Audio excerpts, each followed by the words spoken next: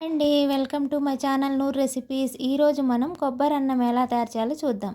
దీనికి కావాల్సిన పదార్థాలు: మిగిలిపోయిన అన్నం ఒక పెద్ద కప్పు, పచ్చి కొబ్బరి ఒక కప్పు, ఉల్లిపాయలు ఒక కప్పు, వేరుశెనగ గుండ్లు ఒక గుప్పెడు, పచ్చికారం ఒక టేబుల్ స్పూన్, 5 రెబ్బలు చిన్నులపాయలు, 2 రెబ్బలు కరివేపాకు. ముందుగా మిక్సీ జార్ తీసుకొని కారాన్ని, చిన్నులపాయలని, పచ్చి కొబ్బరిని వేసి మిక్సీ పట్టుకొని పక్కన పెట్టుకోవాలండి.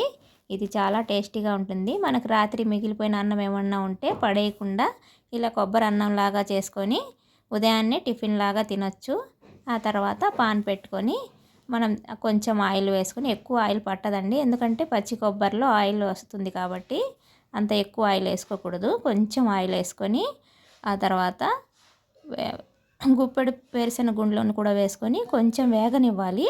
వేగిన తర్వాత పచ్చిమిరపకాయలను కూడా వేసుకొని కొంచెం వేగాక ఉప్పు, పసుపు వేసుకొని తిప్పి మనం తీసుకున్న కొబ్బరి, మిక్సీ పట్టిన కొబ్బరిని కూడా వేసుకొని బాగా తిప్పాలండి. పచ్చివాసన పోయేంత వరకు వేపుకోవాలి. వేగిన తర్వాత మనం తీసుకున్న అన్నాన్ని కూడా వేసుకొని బాగా కలుపుకోవాలి. ఇది చాలా సింపుల్గా అవుతుందండి.